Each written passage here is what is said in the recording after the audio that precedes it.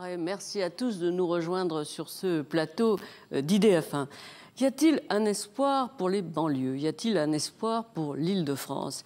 Et si je pose la question de cette façon, c'est parce que les images qui nous reviennent, les images transmises par les grandes chaînes ou la grande presse, sont essentiellement négatives. On a tendance à ne parler des villes qui entourent Paris que lorsque des bus sont caillassés ou lorsque des voitures brûlent.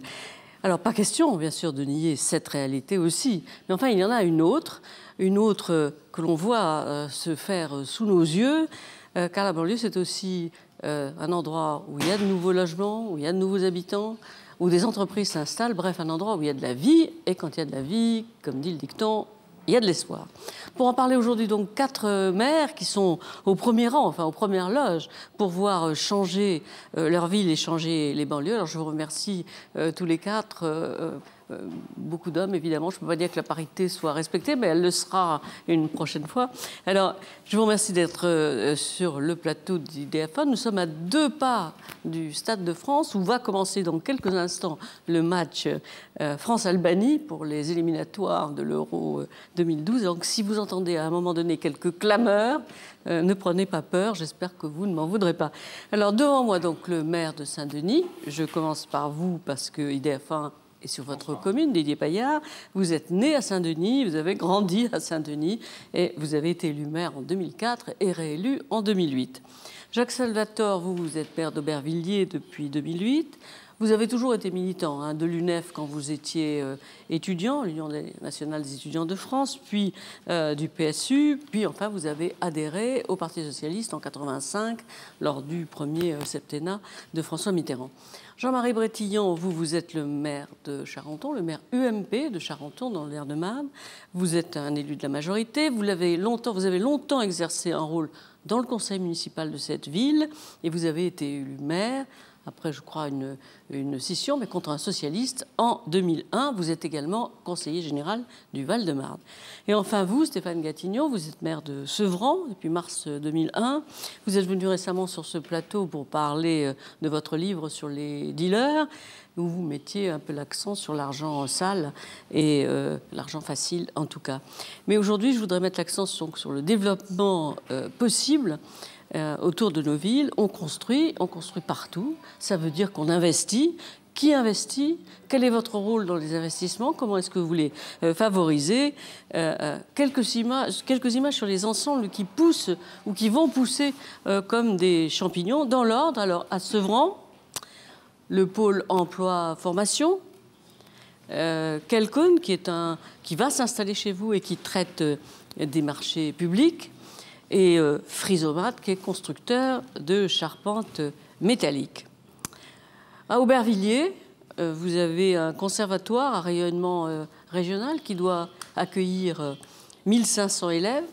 Vous avez d'ailleurs annoncé la construction d'une école par an et vous avez surtout un centre commercial absolument gigantesque, le Millénaire, qui a été inauguré en avril dernier.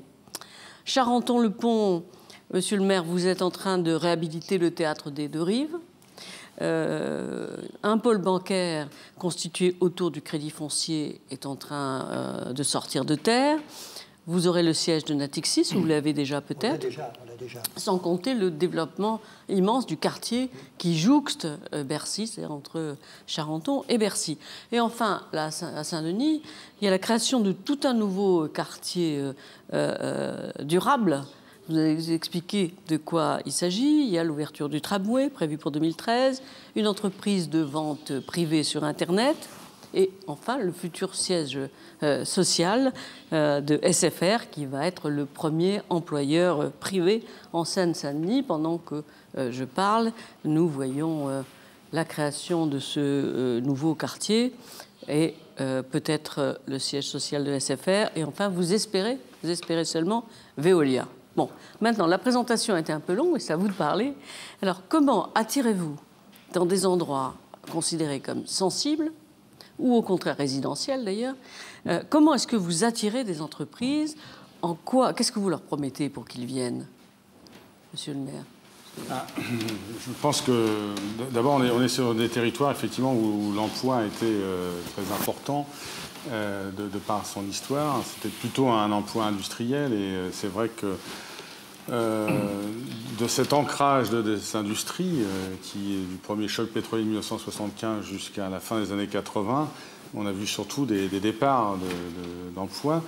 Aujourd'hui, on a quelque chose qui est resté. En fin de compte, c'est plus forcément des bleus de chauffe, c'est plutôt des entreprises qui se sont transformées. C'est-à-dire, c'est des centres de recherche. Alors, on aura l'occasion d'y revenir. On a effectivement près du futur siège de SFR, on a le centre de recherche du gaz de France, mais on a pas très loin Rhodia ou Rhône-Poulenc à Aubervilliers. Et donc on est des territoires d'emploi. On est des territoires d'emploi. Donc on a certes, on est un carrefour d'autoroutes, on a un carrefour de voies ferrées, donc on est un endroit qui est disponible avec des friches industrielles. Et on est en reconversion. Et donc, qu'est-ce qu'on leur promet? On leur promet surtout la qualité de la desserte. On leur promet surtout le fait que la puissance publique, les villes, peuvent offrir des terrains qui sont maîtrisés et qui sont urbanisés. Et donc, on est là, et les uns et les autres, à pouvoir offrir la possibilité de faire de la ville et de recevoir des salariés. Par exemple, comment vous avez fait le millénaire? Parce que c'est une énorme construction, un énorme centre commercial. Les gens ont accepté de venir. Il y a du monde. Alors, tout d'abord, c'est un projet ancien qui date des années 93. Et c'est pas un centre commercial, c'est un quartier commercial. Oui. Et on l'a voulu, on l'a voulu comme tel. Et ça a été un combat titanesque pour qu'une ancienne friche industrielle devienne, par étapes successives, un lieu susceptible d'accueillir le plus beau et sans doute, dans quelques années, le plus dynamique quartier commercial de la région parisienne. Ça a été un combat difficile qu'on a pu d'ailleurs gagner ensemble avec la communauté d'agglomération, puisque une des raisons pour lesquelles on s'est regroupé en communauté d'agglomération, c'est aussi pour écarter entre nous toute concurrence concernant, par exemple, la taxe professionnelle. Et il était important qu'avec les villes voisines, on se dise, ben voilà, on va aménager ensemble le territoire, aidez-nous à le faire. En contrepartie, bien sûr, chaque ville abandonne sa taxe professionnelle à l'ensemble de la collectivité.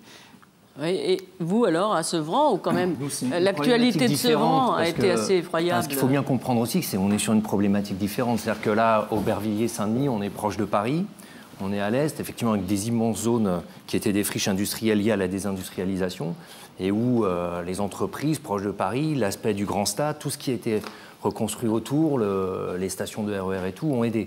Nous, on est déjà la deuxième couronne, beaucoup plus loin, mais par contre, la chance qu'on a, Sevran et ce territoire de la Seine-Saint-Denis, c'est qu'on est sur l'est, le nord-est de l'Île-de-France. On est, en termes de développement économique, le point fort du développement économique à venir, ça va être autour de Roissy, avec ce qu'on appelle la barrière Rhin-Rhône, qui est vraiment le cœur de l'Europe. Et la chance qu'on a, par exemple, à Sevran aujourd'hui, c'est que le développement, notamment la question du Grand Paris et du métro qui va arriver, c'est ça qui redonne une autre image et qui permet aussi de redonner à la fois des accès, à la fois le potentiel d'avoir un développement économique fort, parce qu'on est proche de Roissy, avec ce métro, on est en lien direct avec les différentes zones économiques. Et là, ça se ressent. Mais je dirais quand même à Sevran, les entreprises Frisomat qu'on vient d'inaugurer, donc il y a 15 jours, c'est la première entreprise qui se réinstalle quasiment depuis 15 ans, 20 ans. Voilà, donc on est sur un autre processus. Donc vous êtes allé les chercher, vous les cherchez les gens. Vous leur dites, voilà ce qu'on vous offre, venez chez nous. Comme le font un peu dans d'autres cas, le maire d'Issy-les-Moulineaux, par exemple. Ce qui marche vraiment quand même, la question du Grand Paris et de ce point, une ville comme Sevran, totalement enclavée comme elle est aujourd'hui, alors qu'on est proche de Roissy et tout ça, ce qui fait la différence, c'est la question de la construction métropolitaine, du Grand Paris et tout ça. Et une entreprise comme Frisomat, qui sont des gens d'Anvers, enfin une multinationale d'Anvers, s'installe son siège France à Sevran parce qu'il y a le métro à côté qui s'installe et puis parce qu'ils ont l'impression que ça se passe là à l'avenir. Et je pense profondément que ça se passe là. Vous, par exemple, à Charenton, est-ce que vous essayez d'attirer à peu près les mêmes clientèles qu'est-ce que vous leur promettez? Alors, il est certain qu'on bénéficie déjà de la proximité de Paris, ça c'est quelque chose d'énorme. On est situé aussi à une zone de carrefour entre d'une part le périphérique et d'autre part l'autoroute A4. Donc sur le plan routier, on est admirablement desservi. Le problème, c'est au niveau des transports. Pour attirer les entreprises, aujourd'hui, il faut avoir des transports dignes de ce nom. Alors certes, on a une ligne de métro, mais il a fallu, par exemple, que nous financions nous-mêmes 2 lignes d'autobus qui viennent de Paris, qui viennent de la fameuse ligne Météor, et qui amènent donc les futurs employés des grandes sociétés qui sont venus s'installer à Charenton. Il a fallu donc qu'on crée ces 2 lignes et que nous les financions. Alors on joue aussi sur les taxes, enfin l'ex-taxe professionnelle, voilà, la moins forte possible. On vous a quand même supprimé la taxe professionnelle. Alors qu'est-ce que ça a comme écho sur vous? Qu'est-ce que vous en dites? Comment vous vous débrouillez sans taxe professionnelle? Il reste quand même les taxes foncières qui sont quand même importantes, et puis il est quand même remplacé par une taxe qui est basée sur l'ancienne taxe professionnelle. N'importe comment, avec le phénomène de péréquation, malheureusement, nous devrions normalement être gagnants, mais nous ne le sommes pas. Qu'importe, il est normal qu'il y ait une solidarité entre les communes. Donc on essaie... N'importe comment, que les villes riches donnent aux villes pauvres, c'est ça? Aujourd'hui, on est quand même dans une situation où les inégalités de territoire et la péréquation est absolument... c'est quand même un truc de fou aujourd'hui. C'est-à-dire que les inégalités de territoire, de richesse entre les secteurs, les villes, ne cessent de s'accroître. Voilà. Et donc aujourd'hui, en Île-de-France, la péréquation n'est pas du tout en action aujourd'hui. Il y a une péréquation qui est minimale, et qui ne suffit pas. C'est-à-dire qu'aujourd'hui, on a quand même des gens qui habitent dans des territoires, si je prends Clichy, Montfermeil, Sevran, etc., où les gens vont essentiellement travailler soit sur Paris, soit sur l'aéroport de Roissy. Et en même temps, de retour, donc de péréquation, il n'y a quasiment rien. Aujourd'hui, une ville comme Sevran, c'est plus de 30% de budget de fonctionnement en moins qu'une ville de même strate, de 50 000 habitants. C'est 30 millions d'euros par an. Je voulais parler à vous, qui êtes un maire d'une ville dite riche. Est-ce que vous attirez une clientèle particulière? Est-ce que ce sont les entrepreneurs qui viennent chez vous? Est-ce que... Je vous dis, il y a les 2 choses. D'une part, une offre de transport, ça c'est quand même la première des choses. Si j'avais des possibilités de logement, ça serait aussi un autre argument, parce que rapprocher emploi-logement, c'est évidemment une priorité écologique, une priorité à tout point de vue. Et puis le fait d'offrir une ville dont la réputation est relativement calme. On s'efforce aussi, avec un environnement, un cadre de vie. On a Paris, on a le bois de Vincennes. Vous me direz, on a aussi l'autoroute A4, on a aussi le chemin de fer, qui ne s'arrête pas dans la ville, mais qui la traverse. Malgré tout cela, on essaie d'obtenir un équilibre qui permette aux entreprises d'être attirées. Lorsqu'une entreprise, vous la citiez tout à l'heure, comme le Crédit Foncier, qui venait des Capucines, est venue à Charenton, je ne peux pas dire au début que tous les employés étaient très heureux de quitter la capitale, le cœur de la capitale. Nous sommes donc efforcés de leur offrir aussi, à travers des installations sportives ou culturelles, la possibilité d'essayer de s'insérer petit à petit dans la vie locale. Dans la suppression de la taxe professionnelle, il y a une perversion qui... Si la taxe professionnelle était le moteur de nos villes et on piquait, on chipait l'entreprise du voisin facilement, etc., ce qui a été un peu transformé avec les agglomérations, puisqu'on solidarise nos ressources. Mais il peut y avoir dans le fait qu'il n'y a plus de taxe professionnelle, de pouvoir rechercher plutôt la taxe auprès des habitants, c'est-à-dire on va retrouver plutôt de chercher les gens solvables qu'on va essayer d'attirer un peu plus loin. C'est-à-dire qu'on risque, avec la suppression de cette taxe professionnelle, d'avoir un étalement urbain qui s'accentue, c'est-à-dire de retrouver des phénomènes.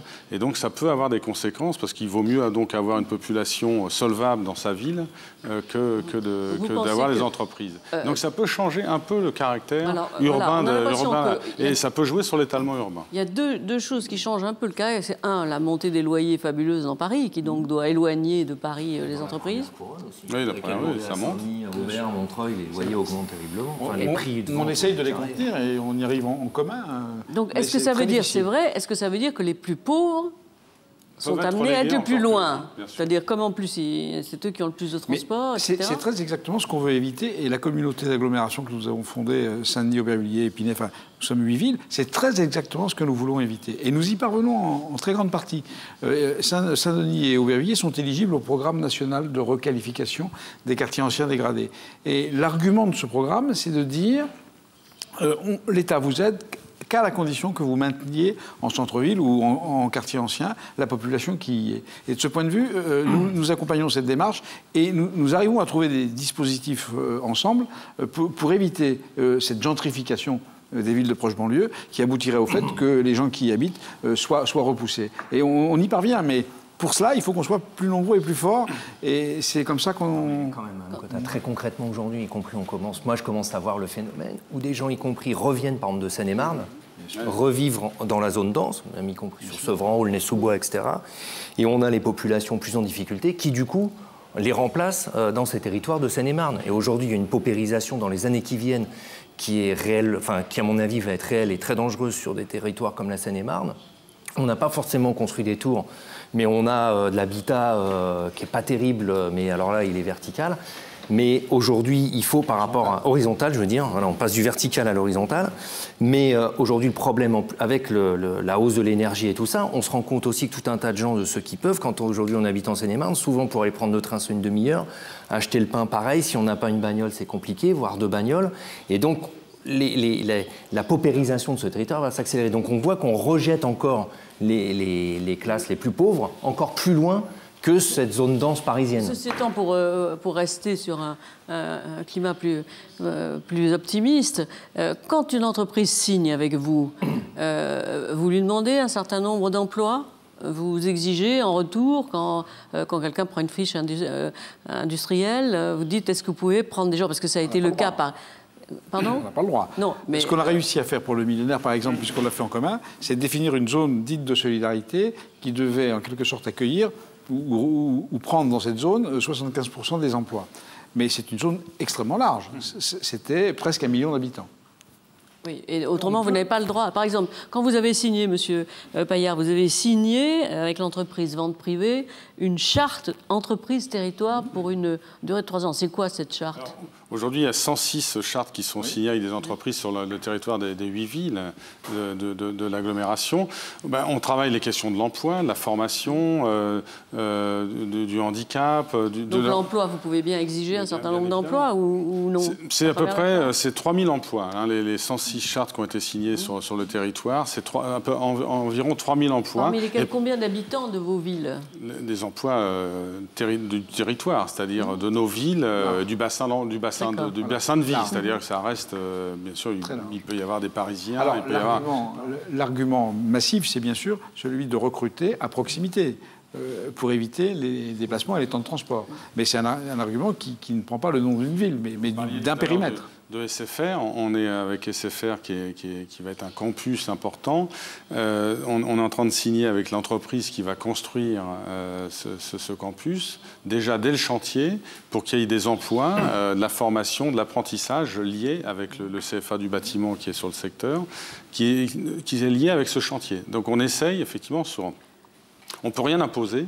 On peut essayer de convaincre que le moindre temps de travail puisse aussi profiter au territoire. Monsieur Bataillon, vous, est-ce qu'il y a les entreprises qui viennent, elles viennent en général avec déjà leur personnel, et c'est très souvent des entreprises avec des personnels très spécialisés. Alors on a créé Pôle emploi, des cellules économiques pour essayer de mettre justement en contact ces entreprises qui arrivent, mais elles arrivent déjà en général avec un plein d'employés, je le répète, très spécialisés.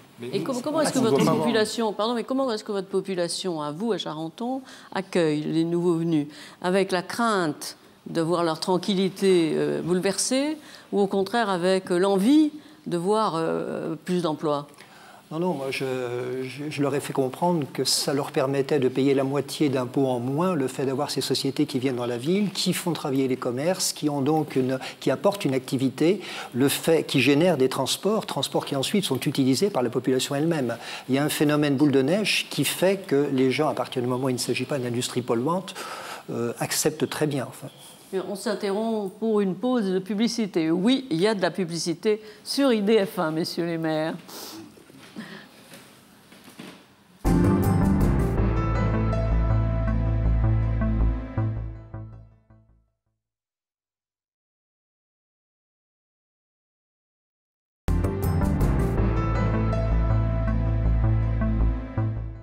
Nous nous retrouvons sur le plateau d'IDF1 avec 4 maires d'Île-de-France. Didier Paillard, maire communiste de Saint-Denis, Jacques Salvatore, maire socialiste d'Aubervilliers, Jean-Marie Brétillon, maire UMP de Charenton, et Stéphane Gatillon, maire vert de Sevran. Alors, vous me disiez comme ça pendant la pause qu'en réalité, il n'y avait pas seulement des grandes entreprises, qui se réinstallent dans il y a aussi une nouvelle génération, un nouveau type d'entrepreneurs. Nous, on s'est rendu compte à Sevran, dans le cadre de la création notamment d'une zone franche et d'une structuration des entrepreneurs de Seine-Sainte-Franche, qu'il y avait toute une série de jeunes, notamment jeunes et moins jeunes, et entrepreneurs qui viennent de banlieue, quoi. Et Kelkoun, par exemple, est l'exemple type d'une structure qui a plutôt bien fonctionné, qui aujourd'hui donc s'installe à Sevran avec 50 salariés dans un premier temps puissant. Alors c'est aussi là une forme de délocalisation parce qu'ils étaient dans la ville d'à côté, Aulnay, mais leur volonté c'est des gens qui sont, enfin des jeunes moyens, enfin bon, allez, des gens pas trop vieux quoi on va dire, qui s'installent et qui souhaitent aussi s'installer sur ce lieu-là, c'est-à-dire qu'ils sont originaires du secteur d'Aulnay. Les familles sont Aulnay, Sevran, Villepinte, etc. Et ensuite, ils s'installent, ils choisissent de rester là et d'embaucher justement un salariat, enfin des salariés qui sont des cadres, etc., mais qui sont issus du territoire. Voilà, donc on travaille nouveau. Sur le territoire. Ça, c'est quelque chose de nouveau quand même. C'est un peu différent. Comme les terrains sont très chers, il y a des entreprises qui viennent quand même s'installer, mais il faut qu'elles soient directement intéressées à apporter des services aux grandes entreprises qui, elles, sont déjà là. Donc c'est plutôt du back-office, plus des services et des commerces, mais c'est quand même très lié. Aussi, petit patron chez vous, à Saint-Denis et à Aubervilliers, oui. Oui, d'abord, il y a beaucoup dans nos quartiers populaires, beaucoup de créativité en fin de compte, parce que faire tourner la marmite, c'est pas simple, il faut s'ingénier des fois à réfléchir, et donc je trouve qu'il y a beaucoup d'énergie en fin de compte.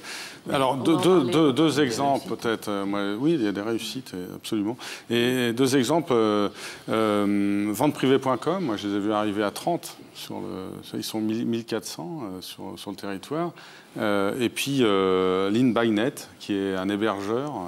Alors on a un territoire qui est morcelé par des autoroutes, des voies ferrées, etc., mais aussi par la fibre noire qui dessert. Et donc, du coup, il y a eu, plus que des hébergeurs, il y a eu, comment on appelle ça, des data centers, etc. Et donc, moi, j'ai vu LeanByNet, ils étaient une petite boutique rue Gabriel-Péry, ouvrir, vendant des premiers ordinateurs, et puis 400 hébergeurs de toutes les sociétés du CAC 40 sur le territoire. Bien sûr, mais on se partage la moitié des data centers d'Île-de-France sur le territoire.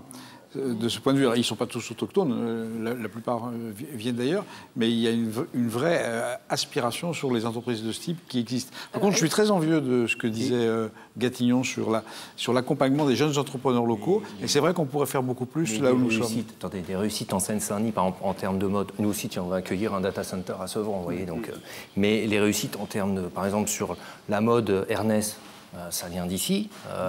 Billabong, c'est Ernest, c'est ici, c'est Saint-Denis. Hein.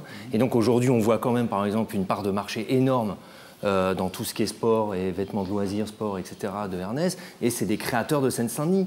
Voilà, c'est des gens qui sont d'ici, qui ont de la créativité. Aux créateurs sur la culture, parce qu'il y a aussi beaucoup de choses à dire.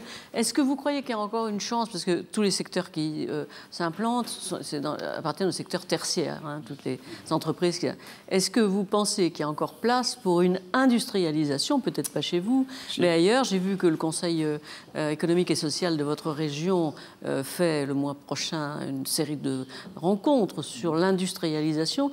On sait que c'est le gros problème en France. Est-ce que vous pensez que si près de Paris, on peut encore faire d'industrialisation? Moi, je pense qu'il faut réindustrialiser, notamment l'Île-de-France. L'enjeu de la métropole de demain, c'est les circuits courts, tant au niveau agricole qu'industriel. Par contre, ça ne sera plus les mêmes industries. C'est-à-dire qu'aujourd'hui, par exemple, sur l'Allemagne, on a énormément de retard dans ce qu'on appelle l'économie verte, etc. 500 000 emplois en Allemagne créés, on est estimé dans ce secteur-là, quasiment aucun en France. On voit les problèmes que nous, on a, y compris en tant que maire. Par exemple, sur le BBC, sur tout ça, quand des entreprises viennent, il y a des problèmes de main-d'œuvre, d'ingénierie, etc. Bâtiment basse consommation, tout ce qu'il y a derrière est compliqué. On voit les problèmes qu'il y a sur le photovoltaïque. Donc, il y a une industrie, une réindustrialisation sur cette économie. Juste un exemple, notamment aujourd'hui dans notre secteur, nous on a la question de PSA, Peugeot Citroën à Aulnay, qui parle de fermer le site, qui est un site un peu historique, industriel. Il est clair qu'aujourd'hui, si on ne répond pas quel type de véhicules demain, qu'est-ce que peut faire PSA demain en termes de véhicules propres, etc., on n'aura pas de réponse à la suite de PSA sur le lieu. Mais il y a besoin d'une réindustrialisation dans cette économie verte demain. Et il y a de quoi créer des centaines de milliers d'emplois là-dessus.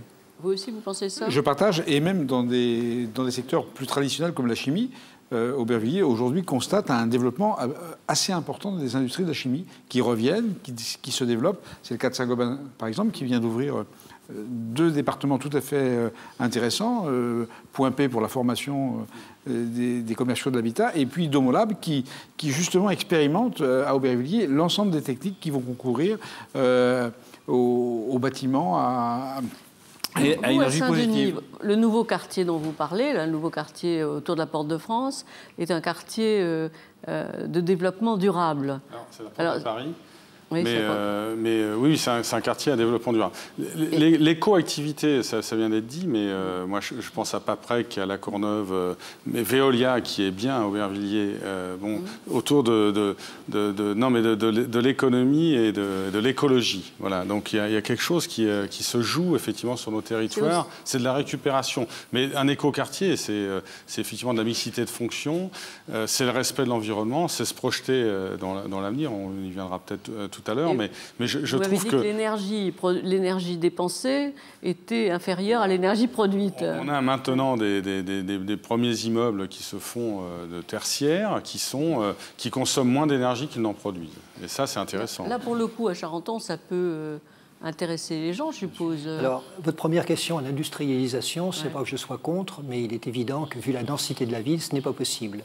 Par contre, tout ce que l'on construit actuellement, c'est évidemment, on vient d'avoir le premier lycée HQE d'Île-de-France, on est en train de construire une école BBC, et on n'imagine pas construire autrement ces nouveaux quartiers, c'est une évidence. Et vous pensez que vous voyez à peu près quel nombre d'emplois ça veut dire, quel nombre d'emplois ça entraîne? Stéphane Gatignon sur l'Allemagne, on estime aujourd'hui qu'on a perdu depuis 15 ans, c'est 500 000 emplois. L'économie verte, ce qu'on n'a pas en France aujourd'hui, en Allemagne, on estime à 500 000 emplois. Donc il est évident qu'en France, aujourd'hui je vois quand on travaille, y compris sur des plans énergie-climat, moi, la ville de Sevran, nous travaillons avec un bureau d'études à Eifer, qui est lié à l'université de Karlsruhe, en Allemagne. On travaille avec des Allemands. Quand on a refait des écoles, etc., on a travaillé beaucoup avec des Allemands. Même notre urbaniste conseil sur tout le développement autour du Grand Paris, sur les métros, dans tout notre secteur, est un architecte urbaniste allemand, Lingepel. Et la balance économique, alors? Mais on est dans l'Europe. Je crois que le problème aujourd'hui, c'est de concevoir. Nous n'en sortirons pas si on reste simplement sur notre vision de l'État-nation et que nous en sortirons dans notre petit pays qui est la France aujourd'hui. L'enjeu, et une des réussites industrielles, c'est autour de l'aéronautique, etc., avec Airbus, ADS et tout ça. Et moi, je pense qu'aujourd'hui, notamment sur les questions sur le photovoltaïque, sur tout un tas d'enjeux qu'il y a sur la géothermie demain, etc., il y a intérêt à avoir des entreprises qui soient à l'échelle de l'Europe et qui soient certainement franco-allemandes. En tout cas, avec le retard que la France a sur ces questions-là, il n'y a d'issue aujourd'hui pour rattraper le temps perdu que d'avoir des liaisons fortes avec notamment des Allemands ou des gens ou des Européens du Nord. Le maire communiste de Saint-Denis est de cet avis? On est ici, bien évidemment, très ouvert sur le monde et toujours à l'affût de tout ce qui se passe dans le monde. De toute façon, le monde nous impacte tous les jours. Quand on est des villes où on a 130 nationalités, on est en même temps en Chine, on est en même temps dans le Maghreb, on est en même temps... Mais le fait qu'on ait été des territoires d'industrie, enfin particulièrement sur la plaine, mais à Sevran, Kodak, etc., fait qu'il y a des racines quand même. Cette industrie, elle s'est transformée dans la recherche et les services. C'est-à-dire qu'il y avait 2 centrales EDF à Pleyel. Une partie d'EDF est resituée sur les questions de recherche et de services. Le Gaz de France, où nous sommes là même aujourd'hui, et le match à côté sur les terrains du Gaz de France, il y a un centre de recherche en face. Et donc, cette industrie a laissé des traces. Et donc, on est capable d'être le devenir de l'industrie, puisqu'on recherche, on a toujours ces entreprises qui sont Rhodia, Ron Poulenc à Aubervilliers. On voit quand même que les villes dans lesquelles il y a beaucoup d'espace peuvent, à la rigueur, faire de l'industrialisation. La vôtre et beaucoup d'autres aussi, hein, Saint-Maur et tout ça, ne peuvent pas. L'industrie de demain, c'est pas les usines avec la cheminée qui fume et les 3000 employés à la chaîne. Hein. Oui, d'accord, c'est plutôt des cols blancs que des cols bleus. Pas seulement, il y a aussi des gens, c'est du gris, oui. Voilà, quand vous allez sur des usines de photovoltaïque en Allemagne ou vous allez voir, hein, c'est aussi des usines, mais c'est plus les mêmes usines. Mais c'est la nouvelle forme de l'industrie de demain. Que les gens s'installent, ça suppose quand même 3 choses, 3 atouts. et je veux savoir si vous les avez. Les transports, on a évoqué ça tout à l'heure, mais est-ce qu'il y a des transports en nombre suffisant? La sécurité, on va en parler, et aussi peut-être, première préoccupation, l'existence d'une vie culturelle qui soit une espèce de ciment entre les gens. Alors si on commence par la vie culturelle, il y a effectivement beaucoup de créativité. Ici, à Saint-Denis, il y a tous les jours, nous, sur notre chaîne, il y a tous les jours une émission pour les nouveaux talents qui montre tout le monde se précipite et chacun a quelque chose à voir. Alors, la créativité, l'imagination, comment est-ce que ça se traduit dans vos cités? Allez. Moi, par exemple, en ce moment à Sevran, j'ai laissé, entre guillemets, la mairie, qui est un vieux bâtiment que vous connaissez, ouais. Madame Cotin. Et on a des graffeurs locaux, des artistes plasticiens locaux qui sont en train de faire une œuvre d'art de la mairie. Donc, ce sera la première œuvre d'art du XXIe siècle sur le territoire sevranais, qui sera donc la mairie qui est totalement repeinte par ces jeunes sevranais qui sont d'ailleurs reconnus à l'extérieur, mais qui ont du mal à être reconnus finalement en ville dans notre territoire. Parce qu'en même temps, on a beaucoup de politiques culturelles, les communes. Alors c'est un peu différent à Saint-Denis, en première couronne, où il y a une création forte. Mais souvent chez nous, on est dans des formes de reproduction. C'est-à-dire qu'on a beaucoup de cours, on fait beaucoup de choses dans le conservatoire, enfin tout ce qui est culturel très fort. On est dans la programmation cinématographique, etc. Mais après, c'est vrai qu'on a un petit souci sur la question de la création artistique. Voilà, donc, mais par exemple, nous, on fait à fond du théâtre d'appartement en ce moment. Donc, en ville, partout, dans les quartiers que vous connaissez, qui sont compliqués, chez nous aussi. Oui. Mais en même temps, il y a cette vie qui existe. Et à Charenton, par exemple, il y a une vie locale et je voudrais savoir qui suit la vie intellectuelle locale. Est-ce que ce sont, comme souvent, monsieur le maire, sur les festivals de Saint-Denis, etc., est-ce que ce sont des Parisiens qui viennent, qui se déplacent? Est-ce que la population locale vient? Est-ce qu'il y a une bourgeoisie locale qui vient? Oui, alors jusqu'ici, c'est vrai qu'on avait l'attraction de Paris. Tout le monde sortait, allait à Paris.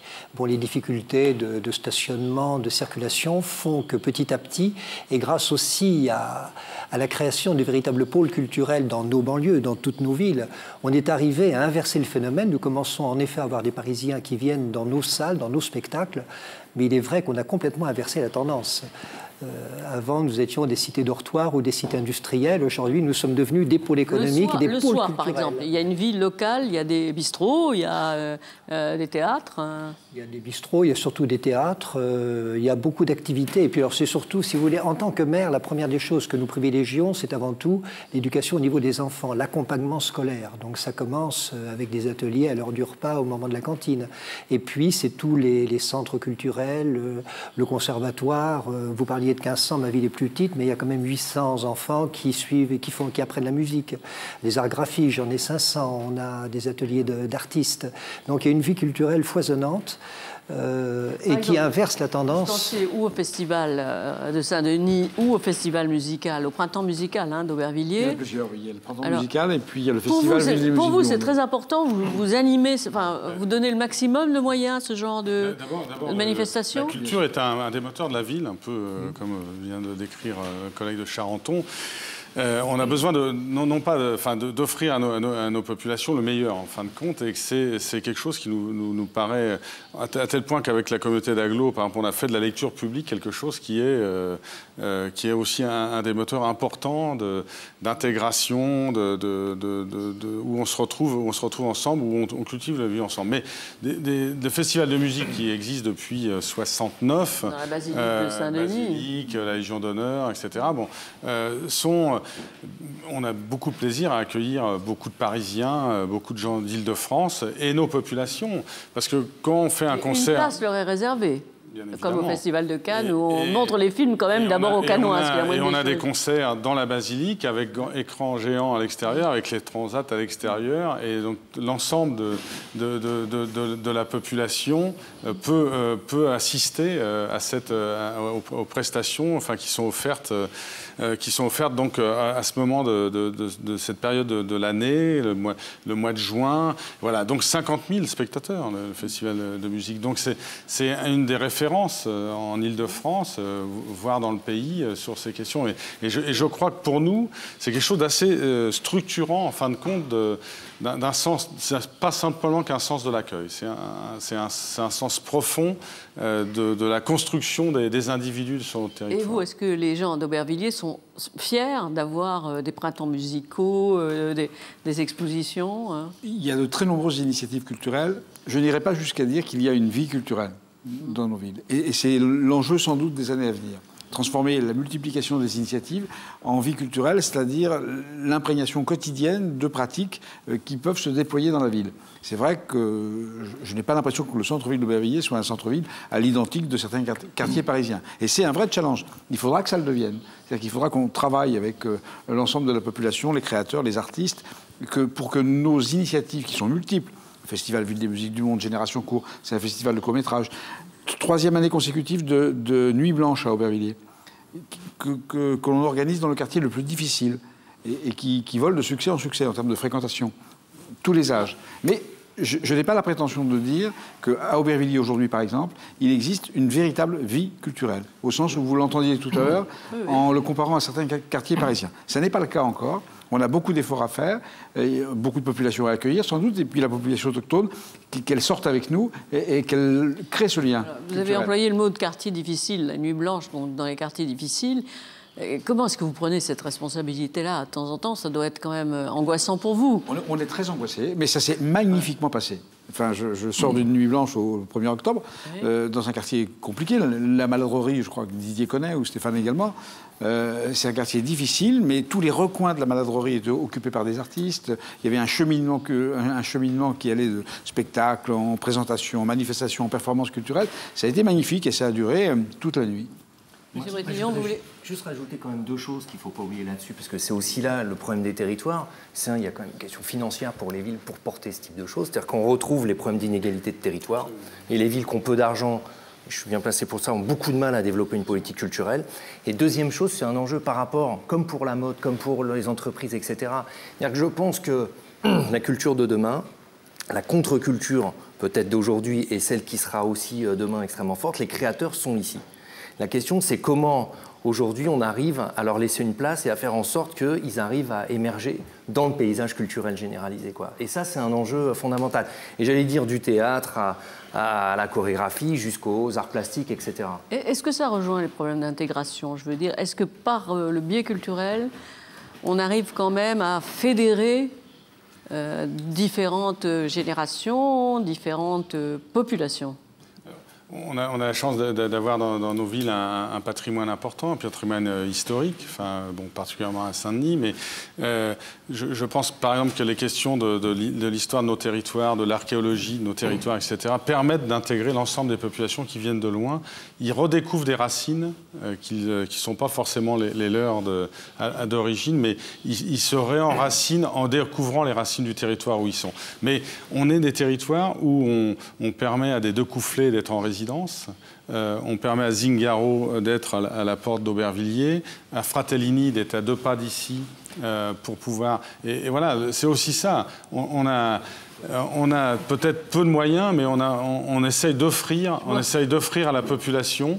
On essaie de faire la population des... qui a l'air très dubitatif, c'est ça? Non, non, du tout. Non, j'aime Didier quand il dit avec peu de moyens, etc. Je veux dire, tout ça, c'est ça le problème, c'est que tout ça coûte aussi beaucoup d'argent. A plus de moyens que vous, non, c'est ça que ici, parce qu'il y a des entreprises, etc. C'est pas que...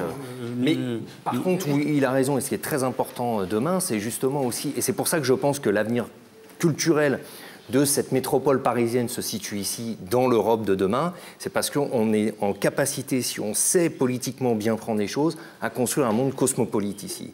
Et la base de ce monde cosmopolite, ça sera une forme de culture nouvelle, où chacun va apporter sa pierre à l'édifice. Et donc c'est ça qu'on a à construire. Terminé, monsieur le maire, pardon, je vous avais interrompu parce qu'il chahutait. Michel Cotta disait qu'il fallait pour installer des entreprises, il y a peut-être une donnée, c'est aussi les moyens, c'est-à-dire de pouvoir... le prix d'un loyer, sur les entreprises, ça a un coût. Elle regarde, elle nous met en concurrence. Mais dans cette concurrence, on sait mettre de la culture pour aussi attirer. C'est-à-dire que ce n'est pas quand on installe Zingaro au fort d'Aubervilliers ou d'autres sur le territoire, c'est aussi parce que ce sont des références qui travaillent avec le territoire, avec la population du territoire et qui permettent d'accueillir. C'est jamais de l'argent gâché, mais c'est une dimension importante. Vous avez plutôt donc mis l'accent sur les enfants plutôt que sur les nouveaux créateurs. Disons que j'ai un devoir tout particulier vis-à-vis de cette population qui est vraiment notre responsabilité, ce qui ne veut pas dire qu'on néglige le reste, mais c'est tout de même, évidemment, la primauté, c'est l'éveil. On a un rôle d'éveiller. Ensuite, c'est à l'adulte de faire son choix. Mais il faut arriver à montrer aux jeunes toutes les possibilités offertes par l'intelligence humaine, le cerveau, la création. C'est un petit peu notre vocation d'être un support de l'éducation nationale qui ne peut pas tout faire et qui ne le fait pas toujours. M. Vous voulez ajouter quelque chose? Oui, simplement une expérience récente. Depuis 2 ans, tous les 25 juillet, nous facilitons l'organisation sur la place de la mairie d'une expression artistique d'un groupe de créateurs et d'artistes alberti-villariens qui organise une fête géante dans le centre-ville. Un budget ridicule au regard de ce que nous dépensons, nous, par ailleurs. Et une fête absolument magique. Et vous posiez la question tout à l'heure de la possibilité d'intégration, de mêler les cultures et les origines. À 2 reprises, cette année et l'année dernière, on s'est aperçu que plus de 1000 alberti-villariens, le 25 juillet, ont pu ensemble écouter de la musique, du jazz, dominante jazz. Hein, c'est un peu... Et rap aussi peut-être, non? Non. Pour le coup, cette journée était organisée avec des concerts de violon dans l'église Notre-Dame des Vertus, avec du jazz à toutes les terrasses de café et avec un monde fou qui a écouté les uns et les autres. Et de toute origine. Est-ce que c'est un facteur d'intégration? Parce que là aussi, on ne parle des banlieues que pour dire il y a des problèmes d'intégration. Vous qui êtes maire depuis au moins 10 ans, est-ce que vous voyez une différence? Est-ce que ça progresse? Est-ce que l'intégration de certaines... Lorsqu'ils réussissent, est-ce qu'ils sont contents, quoi, tout bêtement? Et est-ce qu'ils entraînent les autres? Mais oui, parce que, il y a un moment, chez nous, par exemple, Sevran, c'est la 2e ville la plus jeune ville de France. C'est la République des enfants. Et on a cette question-là. Et dans la question culturelle et sportive, j'allais dire, parce qu'on oublie ce côté-là, mais je pense que la question culturelle et sportive est absolument fondamentale et on essaye vraiment de la travailler.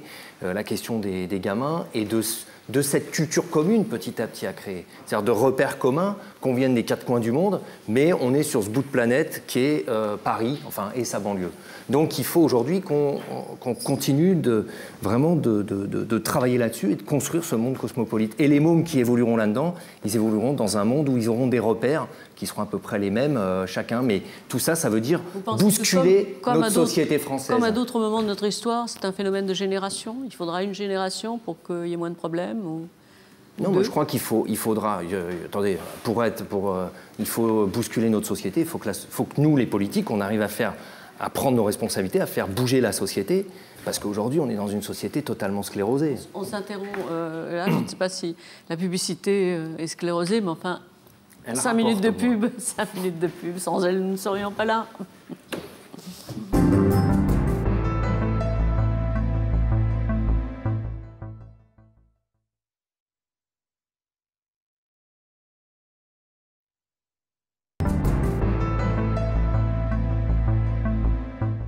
Merci d'être resté avec nous et avec les 4 maires qui débattent de l'avenir et de la vie dans les banlieues. Stéphane Gatignon, qui est maire de Sevran, Jean-Marie Brétignon, maire UMP de Charenton, Jacques Salvatore, maire socialiste d'Aubervilliers, Didier Paillard, maire communiste de Saint-Denis. Alors, on a effectivement parlé des transports, mais je voulais en parler sous un angle un peu particulier. Est-ce que vous considérez que le schéma du Grand Paris, que vous avez été assez associé au schéma du Grand Paris, est-ce qu'il vous satisfait en partie? Je sais qu'au début, il y avait beaucoup d'hostilité, puis j'ai l'impression qu'à la fin, il y a un consensus qui a été trouvé. Est-ce que vous avez été assez consulté? Est-ce que vous donnez un coup de chapeau à la consultation ou pas du tout? Je peux répondre? En ce qui me concerne, oui. On considère que le résultat final, celui qui nous est présenté aujourd'hui, et si les objectifs prescrits sont poursuivis, pour le territoire qui est le nôtre, c'est effectivement carton plein. Prolongement de ligne, Barreau, Pleyel, Bobigny, gare du Grand Paris à La Courneuve, proposition de tram, on a été effectivement, on a eu des craintes, on a eu des peurs sérieuses, on s'est mobilisé avec d'autres, mais l'accord conclu entre le gouvernement, la région et les territoires, tel qu'il nous est proposé aujourd'hui, pour notre territoire, c'est tout de même un atout considérable. Pour Saint-Denis aussi. Oui, on a travaillé, c'est sûr. Je vais juste dire. Et donc vous avez été entendu quand même.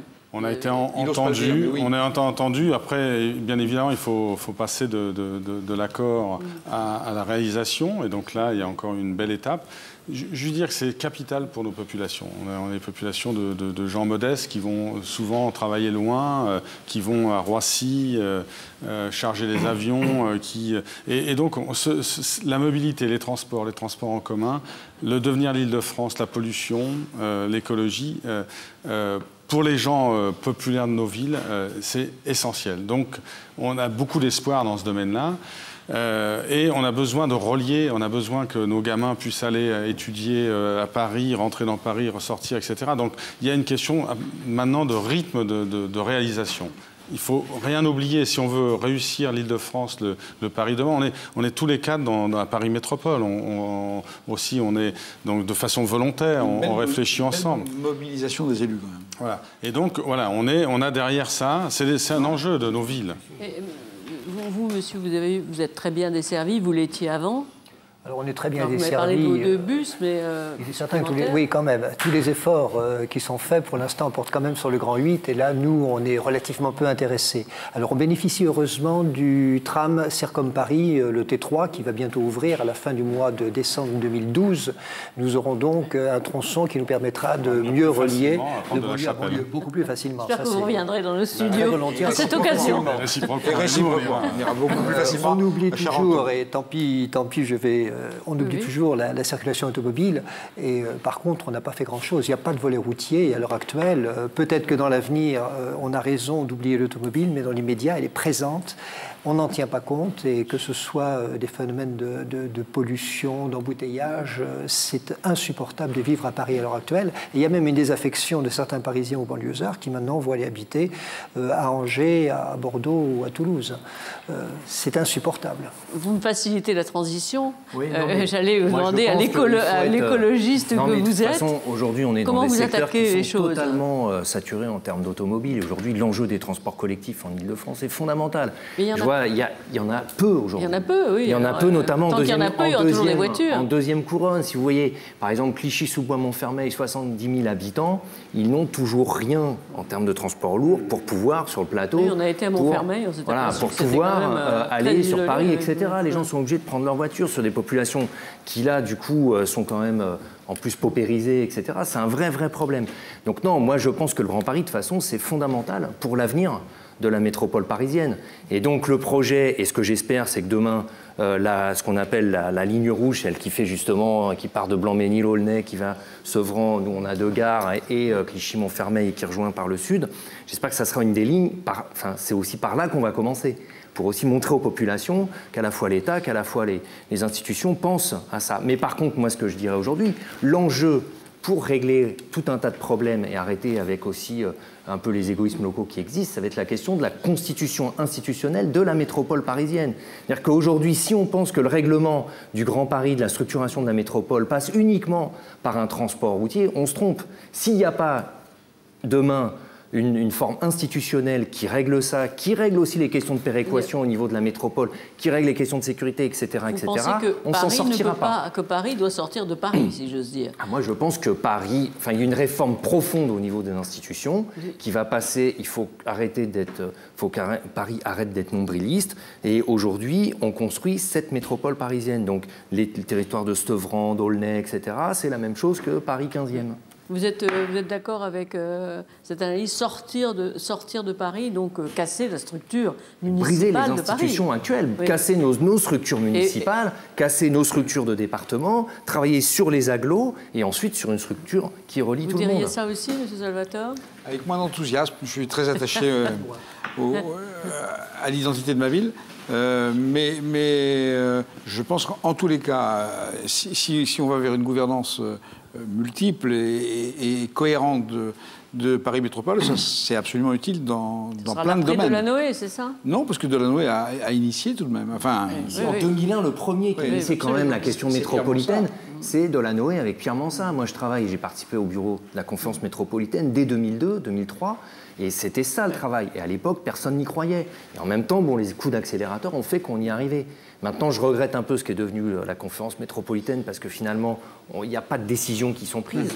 Et je pense qu'il faut des lieux de décision et que si les élus n'y arrivent pas, il faudra qu'au-dessus, on prenne des décisions. Alors à Charenton, vous aviez l'air de dire que vous étiez moins enthousiaste pour la dilution dans un grand ensemble que Stéphane Guettignon. Moi, je pense que les mairies et les villes continuent à avoir quand même leur droit d'exister. Alors autant qu'on s'associe, qu'on coopère, qu'on se coordonne, c'est une chose, et les transports sont un lien évident entre toutes les collectivités.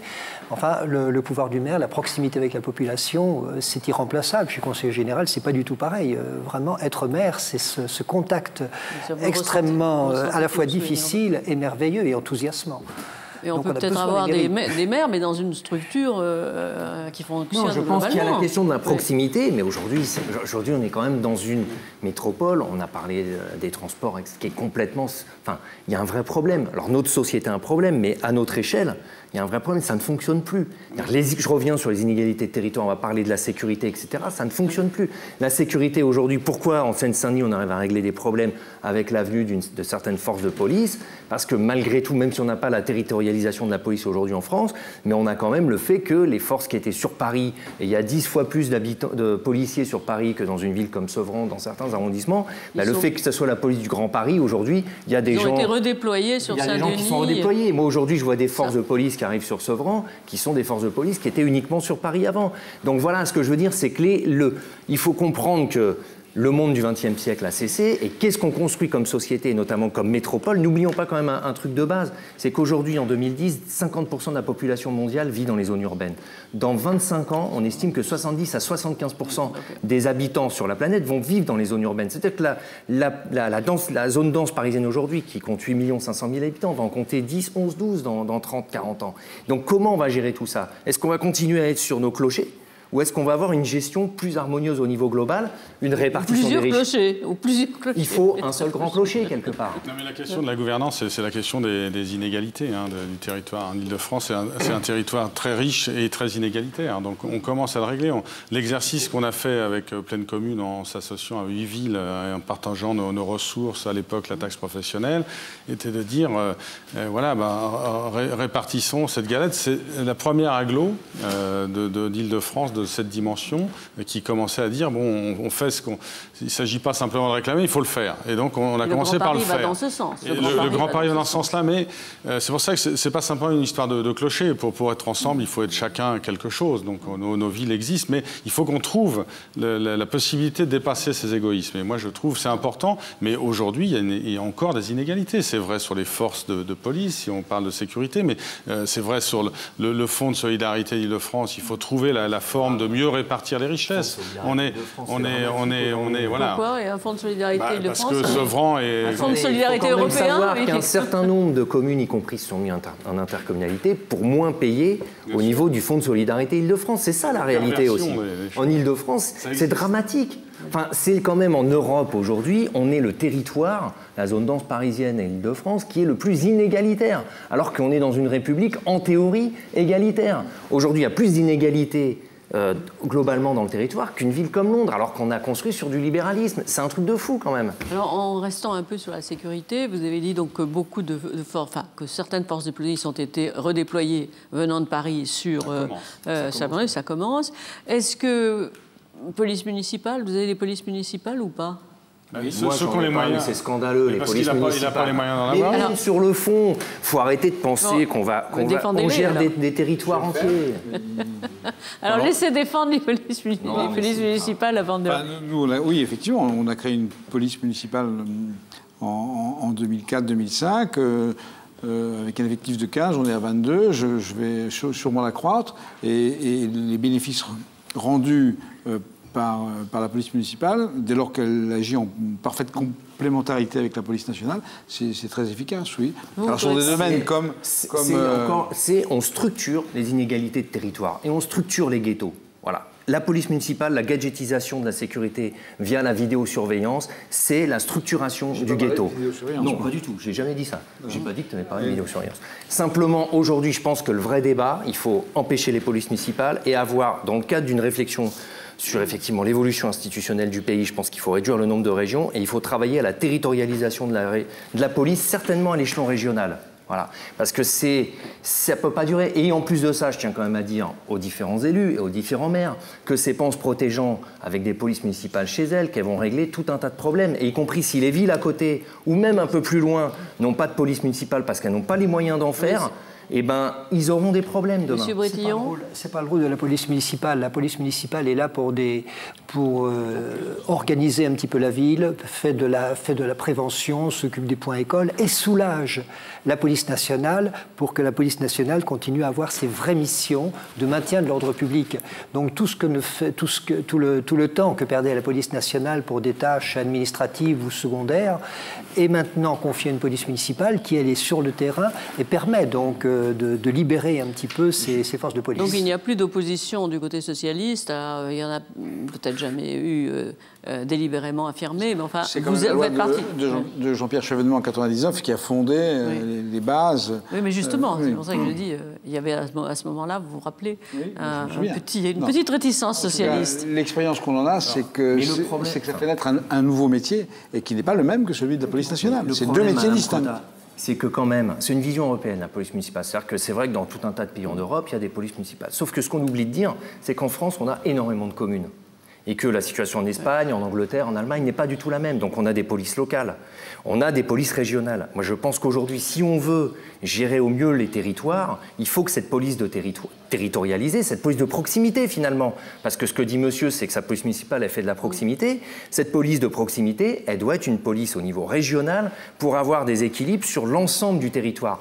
Attendez, moi je veux bien, mais ça veut dire qu'à un moment, il y a des villes où on pourra faire traverser les enfants par une police municipale. Non, mais je comprends mieux, vous n'êtes pas contre la police, enfin une sorte de police municipale ou départementale, vous régionale. Mais c'est la police nationale à l'échelle régionale sur le terrain. J'ai une divergence de fond avec ce qui vient d'être dit sur la gouvernance de la police municipale. Le patron de la police municipale, c'est le maire. Et je ne suis pas opposé à ce qu'il en soit ainsi. Vous non plus, monsieur. C'est hallucinant. Vous non plus, monsieur. Alors, à Saint-Denis, il y a une police municipale aussi, qui a été créée avant 2004. Qui a des fonctions effectivement complémentaires à la police nationale. D'ailleurs, c'est régi par la loi. Stéphane Gatillon a raison de dire qu'il y a une inégalité de territoire. Moi, je pense qu'il faut effectivement avoir un regard. Alors, il y a le rôle de la police nationale. Je pense qu'il faut compléter. Je trouve qu'elle n'a pas beaucoup de moyens. Elle n'a pas les moyens d'investigation suffisants. Je trouve qu'on est dans un certain nombre de domaines, on est en deçà de ce qui peut exister, sur l'utilisation de la police nationale. Je pense qu'effectivement, il y a quelque chose qui se passe au niveau régional. Il y a besoin de quelque chose de travailler au niveau régional. Enfin, moi, je trouvais intéressant le préfet de police de Paris, de la petite couronne, etc. Bon, quelque chose qui soit un peu nouveau, qui permet. Alors, est-ce que c'est une spécificité d'Île-de-France ? En tous les cas, je trouve que s'organiser aujourd'hui, on laisse s'organiser des inégalités de territoire dans ce domaine. Et je trouve qu'on est sur la base d'un échec sur ces questions de la sécurité aujourd'hui. Nous arrivons au terme de cette émission. J'avais une question politique un peu à vous poser, notamment après le basculement du Sénat vers la gauche. Lorsque l'ancien président du Sénat, Gérard Larcher, écrit dans Le Monde que le président de la République ne sait pas écouter les élus locaux. Qu'en pensez-vous les uns et les autres ? Je commence par vous, monsieur Brétillon. Je pense que ces élections sénatoriales, c'est tout simplement le miroir des élections précédentes que la droite a perdues, que ce soit les régionales ou que ce soit les cantonales. Uniquement arithmétique, vous croyez? Il y a plusieurs raisons. Il est vrai que la réforme des collectivités territoriales a certainement inquiété certains maires ruraux, certains maires de province. Je crois qu'il faut en tenir compte, c'est vrai aussi. Et puis, c'est aussi, que ce soit à droite ou à gauche, cette fois-ci c'était à droite, c'est le prix de la division. Je pense que ce sont un mélange de ces trois facteurs qui ont entraîné cet échec, du moins pour la droite et le centre. C'est votre avis aussi? Moi, je crois que si c'est pas que les élus, j'allais dire, s'il ne savait pas écouter que les élus, ça ne serait pas très grave, mais il ne sait pas écouter la société. C'est ça qui est un vrai problème. Et aujourd'hui, on est quand même dans une crise profonde, qu'elle soit économique, sociale, écologique, politique, etc., qui appelle une vraie transformation de la société. On vient de parler, par exemple, de la police, ça appelle aussi une évolution profonde des institutions. Voilà. Et donc, aujourd'hui, la situation est telle que si on ne révolutionne pas le pays, s'il n'y a pas une véritable révolution démocratique qui nous fasse changer réellement notre société, on ne s'en sortira pas. Votre avis aussi? Pourtant, tout à l'heure, sur le Grand Paris, vous avez été écouté, donc vous pensez que le président de la République n'écoute pas assez? Mais on peut aussi prendre en compte que c'est aussi parce qu'il y a un consensus, il y a un certain nombre de choses qui se construisent, ce qui fait qu'on est être écouté, entendu, et que c'est aussi un rapport de force. Non, je pense qu'il y a dans le pays plus généralement une condamnation de la politique du président de la République, et que grosso modo ça renvoie à des constructions beaucoup plus solidaires de la société. Et moi je pense que la question de l'argent est un des pivots centraux qui est posé. Alors, les sénatoriales, oui, c'est le reflet pas simplement de la mathématique, c'est le reflet aussi de quelque chose qui se transforme énormément dans le pays. Et je suis assez content que ça soit en fin de compte du bas, des élus locaux, que les choses aussi amènent à se transformer. Du moyen, parce que les grands électeurs ne sont pas. Les grands électeurs ne sont pas des collectivités territoriales, parce que c'est aussi le reflet de ça, parce que quitte à faire c'est pas simplement de la mathématique. Je pense qu'il y a des choses fondamentalement dans le pays qui peut-être permettent de dire on a des constructions qui peuvent se faire autrement. Les questions des dettes aujourd'hui des collectivités territoriales, etc. Ont beaucoup pesé, je pense, sur le truc. L'utilisation de l'argent des banques. Monsieur Salvatore, vous pensez ça aussi? Ça quoi? Que le rôle de l'argent a joué beaucoup dans cette sanction. L'argent joue un rôle depuis longtemps. Mais je pense que le président de la République a plus payé sa politique générale que ses relations avec les élus, y compris dans l'élection sénatoriale. On l'a vu à la marge dans la manière dont les choses ont évolué. En tout cas, ce qui est sûr, c'est qu'il y a eu des changements de cap assez radicaux suite au coup de boutoir d'un certain nombre d'élus qui ont bien montré que vous étiez entendu. Qu'on était entendu, mais surtout que la proposition initiale n'était pas bonne. Pour le Grand Paris, notamment. C'est-à-dire que le résultat auquel nous sommes parvenus, in fine, n'était pas celui qui était initialement prévu. Y compris sur la réforme de la taxe professionnelle, malgré les insuffisances de la réforme, il y a eu un certain nombre de choses qui ont été imposées par les élus quasiment de toute tendance. Je me rappelle des débats sur la réforme de la taxe professionnelle qui ont abouti finalement à une réforme qui était beaucoup moins dangereuse qu'on l'imaginait au départ, mais qui reste bien insuffisante. Alors, vous avez 1 minute pour répondre à cette question, chacun. Est-ce que vous êtes des maires heureux? Est-ce que vous êtes heureux d'être maire de Saint-Denis? Est-ce que vous êtes heureux de maire de Châlons-Charenton? Oui, moi je suis passionné par ce que je fais. Je suis passionné parce qu'on voit évoluer les choses, parce que je suis des fois effaré de ce qui reste à faire. Et ça peut faire un peu frémir, mais je trouve qu'en fin de compte, on arrive à construire. On construit des mobilisations, des gens qui tous les jours construisent des solidarités, etc. Donc oui, pour ça, moi, je trouve que le renvoi, le retour qu'on peut en avoir, c'est effectivement c'est beaucoup d'humanité. C'est beaucoup de gens conscients de ce qu'ils peuvent être individuellement pour construire ensemble. Monsieur Brétillon ? Oui, moi je suis un maire heureux, je suis un maire qui aime ce contact permanent, qui parfois a des insomnies, qui parfois a des impatiences devant les lenteurs de la législation. Pour construire une école, il nous fallait 2 ans, maintenant il en faut 4. Il y a beaucoup de choses qui agacent, mais à côté de ça, il y a aussi cette satisfaction de proximité. et de parfois, j'ai l'impression d'avoir été utile de temps en temps, et ça, c'est quand même une satisfaction profonde. Vous ? Qu'est-ce que vous êtes heureux? Vous avez l'air heureux, peut-être. Enfin, non, moi, je suis passionné et j'aime la banlieue, et voilà, quoi. Donc, par contre, je suis très inquiet en même temps. C'est-à-dire que j'ai un mélange d'engouement, j'ai un engouement qui est à la fois passionné mais très inquiet par rapport à ces blocages qui existent aujourd'hui dans la société française et qui font qu'on est quand même dans une situation très inquiétante, quoi. Nous concrètement, c'est moi comment j'ai un budget l'année prochaine. Bon, et c'est ça qui est angoissant. Nous n'avons pas parlé de la crise, mais la crise ajoute, je suppose, à notre angoisse. Et puis le problème, j'allais dire en plus, nous la crise, si vous voulez, on l'a subie difficilement, mais en même temps, quand t'as pas d'argent au début, c'est-à-dire que moi le FMI, c'est déjà au quotidien, quoi. Donc on a moins d'employés, on a moins de tout. Mais en même temps, ce qui m'inquiète le plus que la crise, c'est les blocages qui existent, ces blocages institutionnels, cette non-vision de l'avenir, et c'est ça qui inquiète. Et vous, M. Moi, je suis un jeune maire par rapport à mes collègues, puisque je suis maire que depuis mars 2008.